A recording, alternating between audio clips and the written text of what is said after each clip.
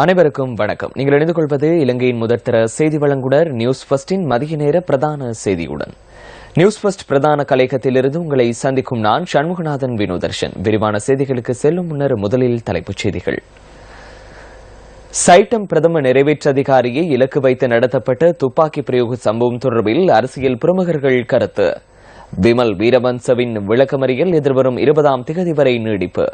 வடபகுதி கடற்பரப்பினுள் பிரவேசித்து மீன்பிடியில் ஈடுபட்ட குற்றச்சாட்டின் பேரில் தமிழக மீனவர்கள் 10 பேர் கைது.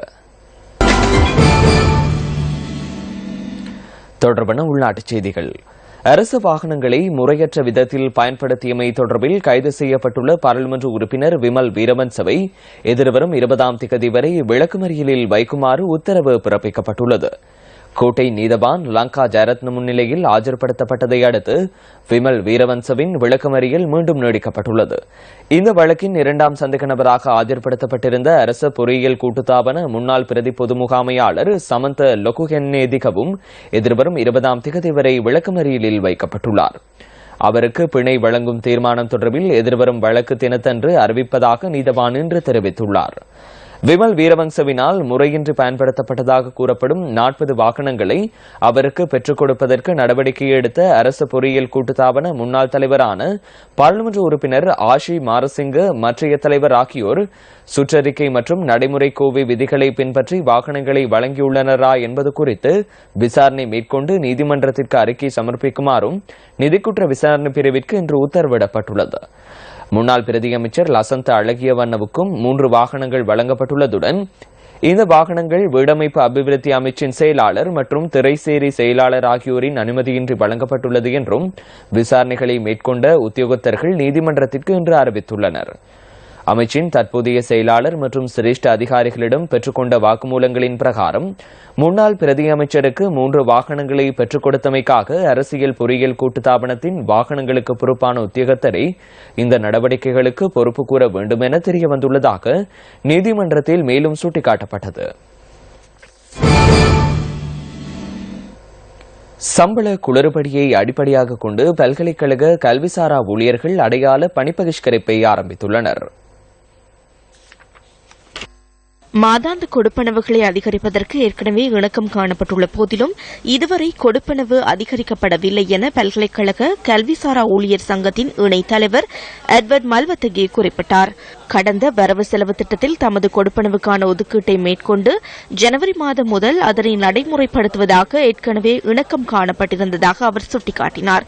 தமது கொடுப்பனவை வரவு செலவு திட்டம் ஊடாக அதிகரிப்பதற்காக நீதி அமைச்சரினால் வழங்கப்பட்ட வாக்குறுதி மீறப்பட்டுள்ளதாக பல்கலைக்கழக கல்விசாரா ஊழியர் சங்கத்தின் இணைத் தலைவர் கூறினார். அதற்கமைய சுமார் 13,000 கல்விசாரா ஊழியர்கள் இன்று பணி பகிஷ்கரிப்பில் ஈடுபட்டதாக அவர் மேலும் தெரிவித்தார். நாட்டின் பல்கலைக்கழகங்களில் உள்ள கல்விசாரா ஊழியர்களின் பணி பகிஷ்கரிப்பு எமது கேமராவில் பதிவாகின. பல்கலைக்கழக ஊழியர்களுக்கான சம்பள இழப்பீட்டு படியை வழங்குவதற்காக 460 மில்லியன் ரூபாய்களை ஒதுக்குவதாக அத்தருணம் ஏற்றுக்கொள்ளப்பட்டிருந்தது. இதன்படி திரைசேரி இந்த தொகையை ஏற்கனவே ஒதுக்கியுள்ளதாக நாங்கள் அறிகின்றோம். ஆனால் திரைசேரி இந்த நிதியை ஒதுக்கியுள்ளதாக நிதியமைச்சு தங்களுக்கு சுற்றி நிறுவனம் மூலம் சகல ஊழியர்களும் இன்று ஒரு நாள் அடையாள வேலை நிறுத்தத்தில் ஈடுபடுகின்றனர். இழப்பீட்டுப்படி இதுவரை பல்கலைக்கழக ஊழியர்களுக்கு வழங்கப்படவில்லை. இதை கண்டித்து நாடு முழுவதிலும் உள்ள பல்கலைக்கழகங்கள் மற்றும் பல்கலைக்கழக மானிய ஆணைக்குழுவின் கீழ் இயங்குகின்ற நிறுவனங்களில் இருக்கின்ற வடபகுதி கடற்பரப்பினுள் பிரவேசித்து மீன்பிடியில் ஈடுபட்ட குற்றச்சாட்டின் பேரில் தமிழக மீனவர்கள் 10 பேர் கடற்படையினரால் கைது செய்யப்பட்டுள்ளனர். நெடுந்தீவிற்கு தெற்கேயுள்ள கடற்பரப்பினுள் சட்டவிரோதமாக மீன்பிடியில் ஈடுபட்டிருந்த தமிழக மீனவர்கள் 10 பேரை நேற்றிரவு கைது செய்ததாக கடற்படையின் ஊடக பேச்சாளர் லெப்டினன்ட் கமாண்டர் சமிந்த வலாகுலுகே தெரிவித்தார். அத்துடன் தமிழக மீனவர்களின் படகொன்றையும் பறிமுதல் செய்துள்ளதாக கடற்படை ஊடக பேச்சாளர் குறிப்பிட்டார். இந்த மீனவர்கள் 10 பேரும் காங்கேசன்துறை கடற்கரைக்கு அழைத்து வரப்பட்டு கடற்றொழில் திணைக்களத்தின் யாழ் மாவட்ட அலுவலகத்தில் ஒப்படைக்கப்பட்டுள்ளதாக கடற்படை பேச்சாளர் கூறினார். ராமேஸ்வரம் பகுதியைச் சேர்ந்த 9 மீனவர்களும் திருநெல்வேலி பகுதியைச் சேர்ந்த மீனவர் ஒருவரும் இவர்களில் அடங்குகின்றனர். கைது செய்யப்பட்டுள்ள தமிழக மீனவர்களை நீதிமன்றத்தில் ஆஜர்படுத்துவதற்கான நடவடிக்கைகளை கடற்றொழில் திணைக்களம் மேற்கொண்டு வருகின்றது. வருடத்தின் இதுவரையான காலப்பகுதியில் டெங்கு காய்ச்சலால் பீடிக்கப்பட்ட 8,697 பேர் பதிவாகியுள்ளதாக சுகாதார அமைச்சு தெரிவித்துள்ளது. டெங்கு காய்ச்சலால் பீடிக்கப்பட்டவர்களில் 50% மேல் மாகாணத்தில் அடையாளம் காணப்பட்டுள்ளதாக தேசிய டெங்கு ஒழிப்பு செயற்திட்டத்தின் சமூக வைத்திய நிபுணர் பிரசீலா சமரவீர குறிப்பிட்டார்.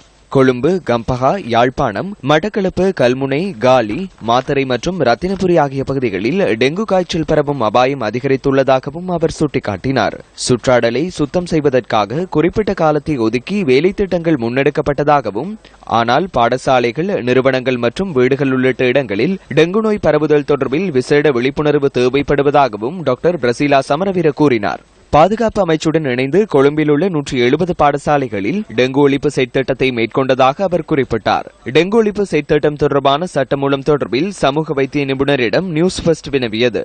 இது தொடர்பான சட்டமூலம் சட்டமா அதிபர் திணைக்களத்திற்கு அனுப்பி வைக்கப்பட்டுள்ளதாக அவர் மேலும் தெரிவித்தார். மாலவே சைட்டம் நிறுவன பிரதம நிறைவேற்று அதிகாரி டாக்டர் சமீர சேனாரத்னவை இலக்கு வைத்து துப்பாக்கிச்சூடு நடத்தியவர்களை உடனடியாக கண்டுபிடிக்க வேண்டும் என ஆளும் கட்சியின் அமைச்சர்கள், பாராளுமன்ற உறுப்பினர்கள் வலியுறுத்தியுள்ளனர். சைட்டம் அதில் இருக்கக்கூடிய அதில் முக்கியமான ஒரு உறுப்பினருக்கு இனம் தெரியாத துப்பாக்கி நபர்கள் அவரை கொலை செய்யறதுக்கு முயற்சி பண்றது நாங்கள் வன்மையாக கண்டிக்கிறது. இந்த இனம் தெரியாத துப்பாக்கி நபர்கள் கடந்த காலத்தில் இந்த நாட்டிலே எங்களுக்கு எல்லாருக்கும் இருந்தது எல்லாருக்கும் தெரியும். அதன் மூலமாக இந்த நாட்டில் இருந்த பல முக்கியமானவர்களுடைய உயிர்கள் கூட அவர்கள் இழந்தார்கள்.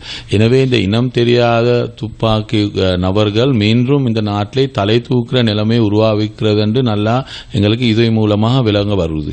இது நான் நினைக்கிறேன் இந்த நாட்டில் இருக்கக்கூடிய ஜனாதிபதி அவர்களுடைய அதே போல பிரதமர் அவர்களுடையும் இது ஒரு அச்சுறுத்தலா இருக்கிறது.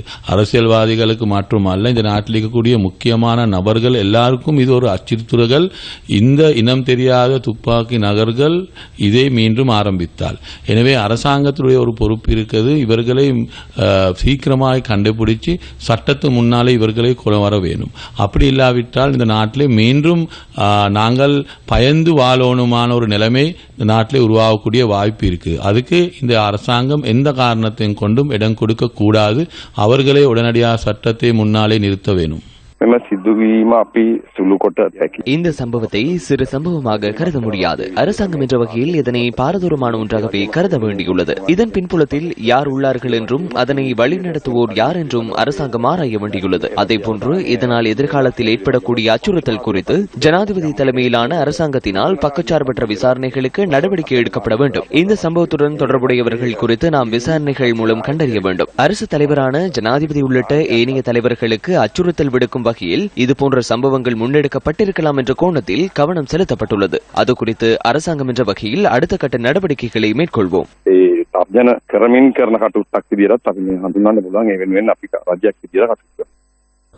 ගෙදර යනකොට සයිටම් ආයතනය ඉදිරි සයිටම් ආයතනය පාස් වෙනකොටම වගේ நான் வைத்தியசாலையில் இருந்து வீடு திரும்புவதற்காக சைட்டம் நிறுவனத்தை கடந்த போது மோட்டார் சைக்கிளில் வந்த இருவர் எனக்கு முன்னால் இருந்து துப்பாக்கி பிரயோகம் செய்தனர். நான் திகைத்து போனேன். மோட்டார் சைக்கிள் சாரதி ஆசனத்தை நோக்கி வந்தார். பின்னர் மீண்டும் சுட்டனர். நான் கீழே சாய்ந்தேன்.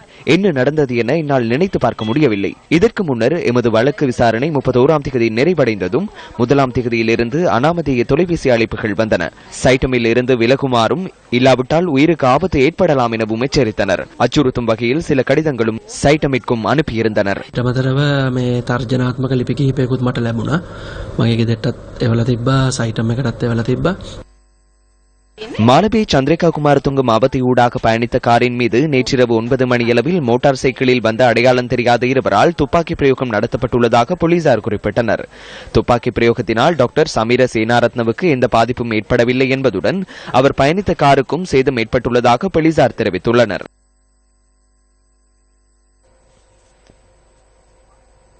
வெலிக்கடை சிறைச்சாலை வைத்தியசாலையின் பிரதம வைத்திய அதிகாரி உட்பட 2 வைத்தியர்கள் தொடர்பான தகவல்களை லஞ்ச ஊழல் விசாரணை ஆணைக்குழுவிற்கு வழங்கியுள்ளதாக சுகாதார அமைச்சு தெரிவித்துள்ளது. பாராளுமன்ற உறுப்பினர் ஹிருணிகா பிரேமச்சந்திரவினால் லஞ்ச ஊழல் விசாரணை ஆணைக்குழுவிற்கு செய்யப்பட்ட முறைப்பாட்டின் பிரகாரமே சுகாதார அமைச்சு இந்த தகவல்களை வழங்கியுள்ளது. சம்பந்தப்பட்ட வைத்தியர்கள் தொடர்பில் முறையான விசாரணையொன்று அமைச்சு மட்டத்தில் ஆரம்பிக்கப்பட்டுள்ளதாக சுகாதார அமைச்சு சுட்டிக்காட்டியுள்ளது. இதேவேளை நீண்ட காலமாக சிறைச்சாலை வைத்தியசாலைகளில் சேவையாற்றும் வைத்தியர்கள் மற்றும் பதிவு செய்யப்பட்ட வைத்தியர்களுக்கு இடமாற்றங்களை வழங்குமாறு விடுக்கப்பட்டுள்ள கோரிக்கைகளை ஆராய்ந்து வருவதாகவும் அமைச்சு கூறியுள்ளது. இது தொடர்பான பூர்வாங்க செயற்பாடுகளை ஏற்கனவே ஆரம்பித்துள்ளதாக சுகாதார அமைச்சு மேலும் தெரிவித்துள்ளது. திருகோணமலை ஸ்ரீ பத்ரகாளி அம்பாள் திருக்கோவில் மண்டலாபிஷேக பெருவிழா இன்று ஆரம்பமாகின்றது. 51 சக்தி பீடங்களில் ஒன்றான திருகோணமலை ஸ்ரீ பத்ரகாளி அம்பாள் ஆலயம் புனருத்தாரணம் செய்யப்பட்டு நேற்று மகா கும்பாபிஷேகம் நடைபெற்றது. தொடர்ந்து நேற்று மாலை ஆலயத்தில் சிறப்பு பூஜை வழிபாடுகள் இடம்பெற்றன. வசந்த மண்டபத்தில் சர்வ அலங்காரங்களுடன் எழுந்தருளியிருந்த அன்னைக்கு சோடச உபசார பூஜைகள் நடைபெற்றன. பின்னர் மங்கள வாத்தியங்கள் முழங்க பக்தர்களின் அரோகரா கோஷத்துடன் ஸ்ரீ பத்ரகாளி அம்பாள் திருக்கோவிலின் உள்வீதி வெளிவீதி உலா வந்து அடியார்களுக்கு அருள்பாலித்தார்.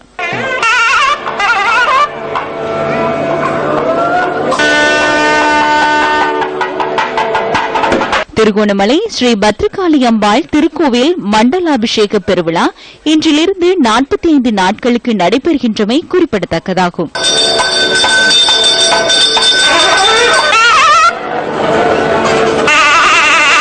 ஹட்டன் வெலியோயா தோட்டத்தில் நிர்மாணிக்கப்பட்ட கலாசார நிலையம் நேற்று மக்கள் பாவனைக்காக கையளிக்கப்பட்டது.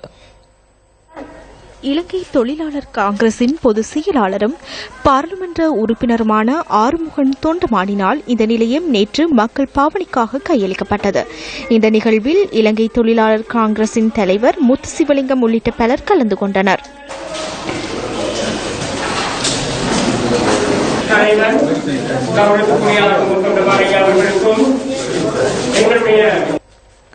கொழும்பு கபிதாபத்தை ஸ்ரீ பாலசெல்வ விநாயகமூர்த்தி தேவஸ்தான மகா கும்பாபிஷேகத்தை முன்னிட்டு இன்று எண்ணெய்க்காப்பு ஆரம்பமானது. திரிதல விமானத்துடன் திருப்பணிகள் பூர்த்தி செய்யப்பட்டுள்ள மருதானை கபிதாபத்தை ஸ்ரீ பாலசெல்வ விநாயகமூர்த்தி தேவஸ்தான கும்பாபிஷேக கிரியைகளில் நேற்றிரவு தீப பூஜை, யந்திரபிம்ப அஷ்டபந்தன ஸ்தாபனம் உள்ளிட்ட கிரியைகள் நடைபெற்றன. இலங்கையின் புகழ்பூத்த சிவாச்சாரியர்களுடன் இணைந்து பாரதம் உள்ளிட்ட நாடுகளிலிருந்து வருகை தந்த சிவாச்சாரியார்கள் கும்பாபிஷேக கிரியைகளை சிறப்பான முறையில் நடத்தி வருகின்றனர். இன்று காலை 4ஆம் கால யாக பூஜை, ஹோமம் என்பன நடைபெற்றதுடன் காலை 9 மணியளவில் பக்தர்கள் எண்ணெய்க்காப்பு ஆரம்பமானது. இன்று இரவு 9 மணி வரை பக்தர்கள் எண்ணெய்க்காப்பு சாத்துவதற்கான சந்தர்ப்பம் வழங்கப்பட்டுள்ளதுடன் நாளைய தினமும் காலை 7 மணி முதல் பிற்பகல் 3 மணி வரை எண்ணெய்க்காப்பு இடம்பெறவுள்ளது. இன்று மாலை 5 மணி முதல் விளையாட்டுத் துறையில் சாதிக்க துடிக்கின்றவர்களை அடையாளப்படுத்தும் முகமாக ஸ்போர்ட்ஸ் ஃபெஸ்ட் முன்னெடுக்கும் பிளாட்டினம் விருது வழங்கல் விழாவின் ஊக்குவிப்பு செயற்திட்டம் இன்று முன்னெடுக்கப்பட்டது. இந்த ஊக்குவிப்பு செயற்திட்டம் இன்றைய தினம் புலனர்வை ரோயல் கல்லூரியில் நடைபெற்றது.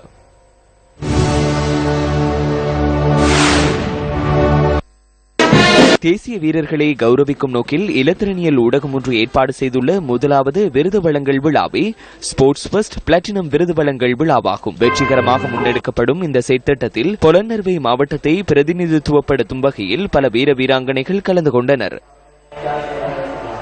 ஸ்போர்ட்ஸ் ஃபெஸ்ட் பிளாட்டினம் விருது வழங்கல் விழாவில் புலனறுவை மாவட்டத்தின் அதிசிறந்த வீரருக்கான விருது இசூரு சேனாதிரவுக்கு இன்றைய தினத்தில் கிடைத்தது. அவர் இலங்கையை பிரதிநிதித்துவப்படுத்தி இளையோருக்கான தேசிய விளையாட்டு விழா, அதேபோன்று இளையோருக்கான பளுதூக்கல் போட்டிகளில் வெற்றி கொண்ட வீரர், சர்வதேச ரீதியில் பதக்கம் வென்ற வீரர். ஆகவே அவருக்கு இந்த பதக்கம் கிடைத்துள்ளது. அதேபோன்று இன்றைய தினத்தில் இந்த நிகழ்ச்சி முடிவு கொள்கின்றது. இந்த மாவட்டத்துக்கு ரக்பி விளையாட்டு அறிமுகப்படுத்தப்படுகின்றது. இலங்கை தேசிய ரக்பி அணியின் வீர வீராங்கனைகள் இங்கு வருகை தந்து ரக்பி விளையாட்டை இந்த மாவட்டத்துக்கு அறிமுகப்படுத்துகிறார்கள். நாளைய தினம் இந்த நிகழ்ச்சியை நாம் மட்டக்களப்பு மாவட்டத்தில் சிவானந்தா கல்லூரியில் நடத்த சகல ஏற்பாடுகளையும் நாளைய தினம் மட்டக்களப்பிலிருந்து இந்த தகவல்களை கொண்டு வர நான் தயாராக இருக்கிறேன். ஸ்போர்ட்ஸ் ஃபெஸ்டுக்காக லக்னுவானுடன் ராஜலிங்கம் திரிஷானு, புலனறுவை ராயல் கல்லூரியிலிருந்து.